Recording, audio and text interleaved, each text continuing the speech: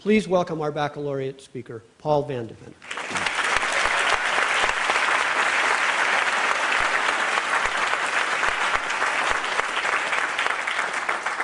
Thank you very much.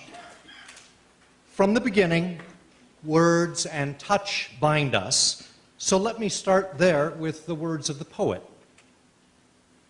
The bud stands for all things, even for those things that don't flower, for everything flowers from within of self-blessing.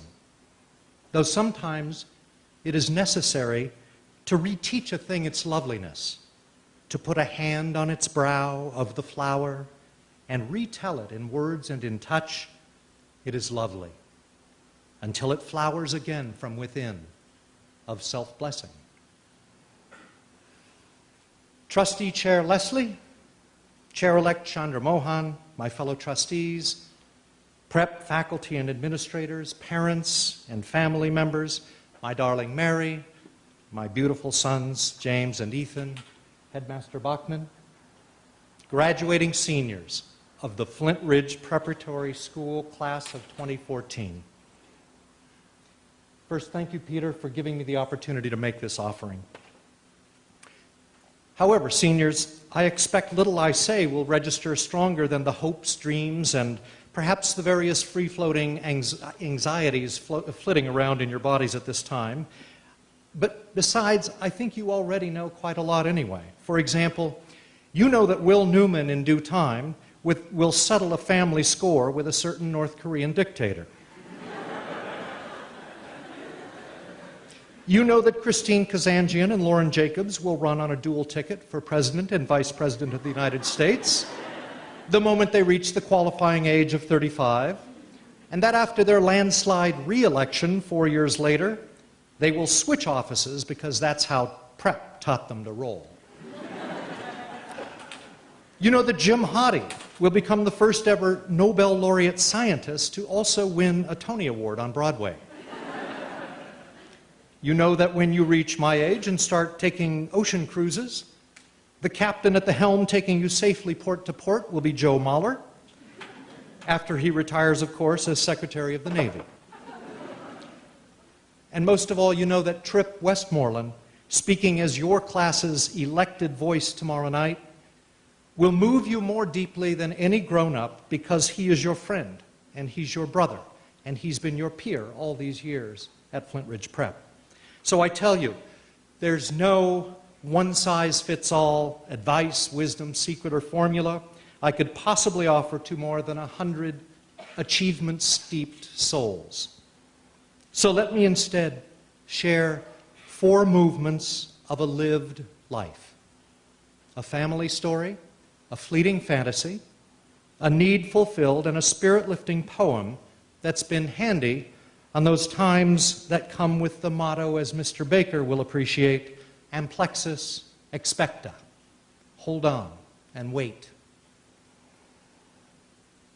Late in December of the year that I turned 13, my older brother Jim surprised our family with the gift of a rug. Jim had rescued it from the curb of a nearby street. He drove the 15-foot roll home, balanced on the top of his 1956 Ford Clunker. Now, the linoleum on the slab floor of our house was pretty tired stuff. Cold in winter, it was gritty year-round with the tracked-in debris of 4 active kids from the Antelope Valley.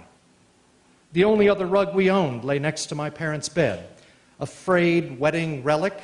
It had followed us down a path of declining fortune through 5 houses in as many different towns. Like the rug, our furniture had been thrashed and rejected by former owners. Jim shoved it all aside. Grinning his beautiful grin, he unfurled his find on the living room floor, proud of scoring something precious. For my part, puberty had rendered me desperate in all matters of appearance. I fretted over acne outbreaks and, at that time, the wild waves of my unruly hair. Each night, I hand-washed one of exactly 2 pairs of socks and pants expected to last me the entire school year. Teen hormones had sharpened a vague consciousness of my family's money troubles into an acute awareness of the astonishing number of things in our house badly in need of repair. Torn windows and window screens stayed that way. Our vintage vacuum cleaner barely wheezed. Weeds landscaped our yard. The repair list went on, and it might have included my father's ability to keep steady work, worn out and depleted for reasons no one ever explained. If this picture had sound, it would be of my parents' frequent shouting and occasional blows, nearly always about the dire state of our finances. Gradually, the din of their arguments peeled away the childhood blinders, dividing me from the truth of our marginal circumstances. But Jim's green rug inspired me to optimism and to obsession. I'd never seen a thing so big and impressive, and it changed the look and feel of that room instantly in ways that I never imagined. Of course, the rug's glory had faded to shabby long time ago, but the transformation it brought still piqued my hopes. My adolescent logic calculated that keeping it clean might produce household harmony. I took to sweeping it daily. I used a straw broom and a flimsy dustpan, and each time I finished, I paused to admire my work. Perfect, smooth, orderly, neat. It had a calming effect on me, soothing worries about money, discord, riotous hair, my raging complexion, my parents' marriage. No one paid much attention to my efforts, but I swept anyway. As you might imagine, sweeping that rug failed to fix all that was really wrong. Our family's downward spiral overwhelmed even the most hopeful boy's power to alter the course of events. My sister fled to an ill-fated teenage marriage. My bright younger brother Scott scraped up a scholarship and never looked back after college. My older brother Jim fled to the Marine Corps at 19, and a few weeks after arriving in Vietnam, died in a battle, along with 8 of his comrades. After that, my domestic improvement spirit sagged, and soon enough it sighed and died. Eventually, I left home.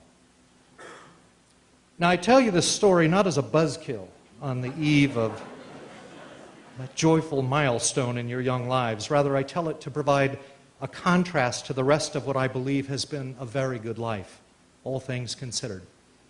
And maybe this story says something about listening to your passions. Sometimes they don't look exactly like what you expect them to look like, and your own seeds of inspiration are probably germinating now, even if you can't exactly pin them down with words. Let me tell you why I think so.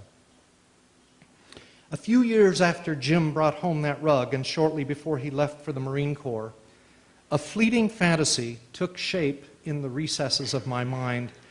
It came to me late one weekend night when 3 pals, Nipper Hunt, Mike Graham, and I were out at the drive-in movies, common entertainment in the Antelope Valley at that time. And no, we weren't ingesting anything or drinking anything. We were just 3 guys who couldn't get dates goofing off at the drive-in. We'd been pals a long time. We argued and we fought, but we watched one another's backs. Without words, we knew one another's home lives very well, and that fact alone gave us lots in common. I loved those guys. On my way to the drive-in's snack bar to buy us some treats, this thought burst into my mind. What if I could start a club for people who cared? That's all. What if I could start a club for people who cared? Now, Michael Weinstein's dad, a psychologist, would recognize this as the wish of a child to fill a profound absence in their life. Me, I just wanted to bask in what I liked about being with Nipper and Mike. I was looking for the same feeling, but bigger. I knew with a certainty that surpassed all understanding that there must be more caring people out there. The thought ebbed and surged over the years. It guttered very low in the years immediately after losing my brother. But blessedly, it flickered and shone stronger with time. Perhaps more so for the fact that Jim, who was my first pal, never returned home, and I was coming to terms with what it would be like to get along without him. Perhaps this whole thing was like my obsession with sweeping that rug, that out of forming the club of people who cared, some kind of harmony might emerge.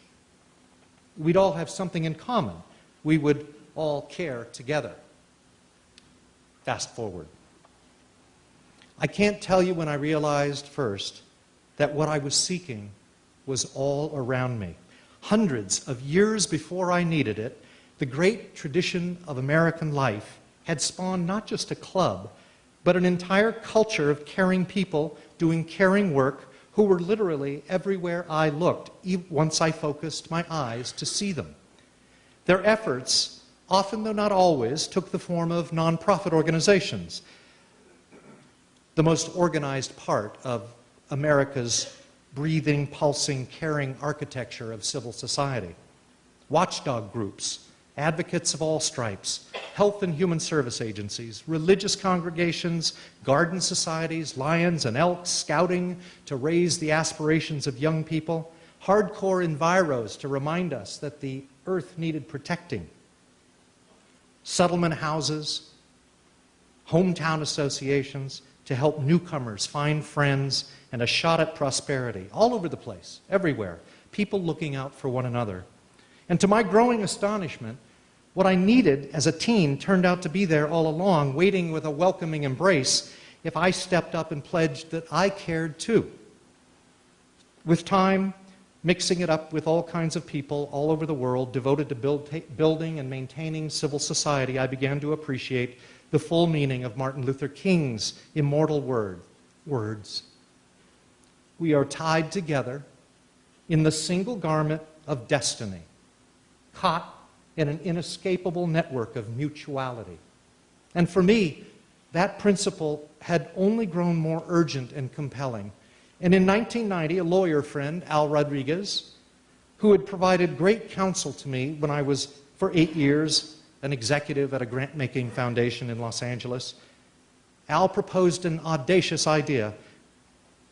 He said, how about we set up an outfit, Paul, to help people starting up and getting running social and civic ventures. I'll help raise the cash, you run the show, and we can get people in their projects moving with little red tape, lots of know-how, great planning help, and first-class systems for handling boring stuff like money, like personnel, like insurance benefits and audits. Al must have sensed in me a passion that was kindred with his own. And Community Partners, the organization I've led for 22 years, is the result. Our mission: accelerate ideas into action that advance the public good. We're like PrEP's Idea Lab that spawned the Nicaragua and PrEP LA programs, but on steroids. We act as enterprise facilitators, supporting the work but not doing the work. And we've worked with thousands of people who, over the years, have raised hundreds of millions of dollars to get charitable, social, and civic ventures off the ground and on the road to success. And right at this moment, as Peter mentioned, we're incubating 143 projects dreamed up by risk takers who've decided something in their community needs to be fixed or changed or improved. We are what the novelist Nathaniel Hawthorne observed when he wrote that society changes in a patchwork fashion. We're the quilt that Hawthorne was thinking about.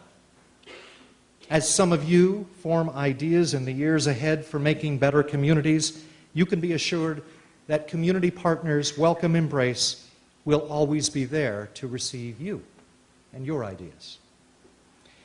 And I bet if Nipper and Mike and my brother Jim were here tonight and knew that their warm company had inspired this, they'd agree that Community Partners is the best club caring people that you could ever want to be a part of, besides maybe Flint Ridge Prep. For a kid who needed something bigger than himself to hang on to in order to endure a stressed and splintered home, what Al and I created has all the ingredients of a caring community, guaranteed and on demand. That kid, obsessed with sweeping a rug in hopes of a measure of harmony, just needed a bit of time. He needed to understand that a certain kind of society, the democracy that we're too fond of taking for granted and too loosely kick around a lot of the time, had long before decided to weave into its very fabric a sanctioned place for people who care and who want the company of others caring with them.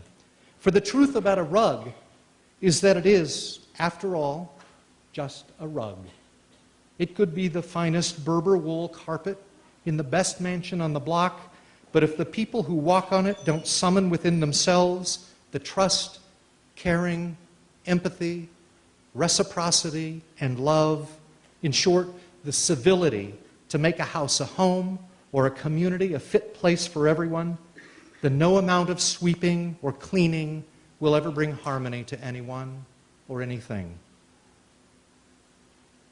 So maybe this story helps you appreciate why a poem from a 1976 issue of the New Yorker magazine would stick with me over the years, in good times and especially in rough ones. It's by an 86-year-old American poet, Galway Kinnell, and it's called St. Francis and the Sow. You heard its opening lines at the beginning of this talk. The bud stands for all things, even for those that don't flower. For everything flowers from within of self-blessing, though sometimes it is necessary to reteach a thing its loveliness, to put a hand on its brow of the flower and retell it in words and in touch, it is lovely until it flowers again from within of self-blessing. Kinnell goes on to describe the saint encountering a sow. She's very sow-like. Gross and ungainly, sprawling in the dirt, thick-bodied with what he calls an earthen snout, and a hard spininess spiked out from her spine. She's freighted with hard work, unable to free herself from the task at hand, weary, tired, and struggling. But why? Kinnell reveals why. As the saint reaches out, touches the sow's wrinkled brow, and gazes on the cluster of babies suckling and blowing at her belly, the saint pronounces the simple words, blessings of the earth on the sow. And his touch and these healing words cause this homely creature to remember all up and down the length of her body the long, perfect loveliness of sow. That's the hand that we all need from time to time, and the words to go with the touch, reminding us of what we know deep inside, but sometimes forget as we carry the burdens that we carry. In our grand times, in our plain times, even when we've lost sight of our own beauty and stand in need of a hand reaching toward us and a voice speaking for us, we are lucky. We are lucky at Prep to be bound in a single garment of destiny, in an inescapable network of mutuality.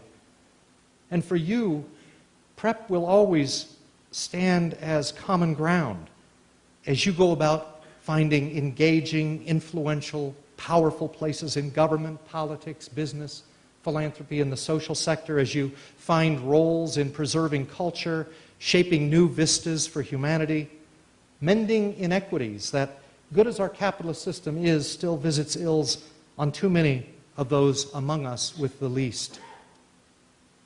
Look out here at this community. It's rich in friends and families and teachers, from Ice's watchful eye to Madeline's smile in reception, from Sarah Cooper's genius with teachers to Dan Hare's gigantic laugh, along with a legion of alums and devoted board members, caring people all, who set this school's moral compass and enduring mission to the certainty that everything flowers from within. I've always liked how Chris Leslie referred once to Prep. She said, "We're a community cleverly disguised as a school." And when the bud struggles in this community to remember its own beauty, as do all buds from time to time, all of these people around you in this room tonight and beyond, stand ready to offer a kind or a constructive word, to put a hand on its brow of the flower and retell it in words and in touch. It is lovely until it flowers again from within of self-blessing. So seniors, I would ask just one small favor tonight. Very quietly, please take in your hand the hand of your classmates beside you. right and left.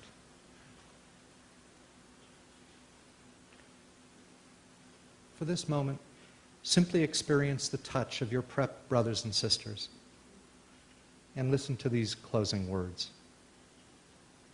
Earlier or later in life, we all face challenges that prove impossible to sweep away. It's in those exposed moments of our greatest need, when we need most the communities we've chosen to build around us, when we are at our best. Prep is what I hope is one of countless strong, caring communities you find and treasure through all your days. I hope Prep stays with you and in you always. And I think I speak for every parent here, for each teacher and family member who's been part of your blossoming and who tomorrow night will bid you well on the journey to your destiny. I believe I speak for them when I say that sitting here tonight, together, your hands joined in this moment of community, each of you is, and all of you are, lovely.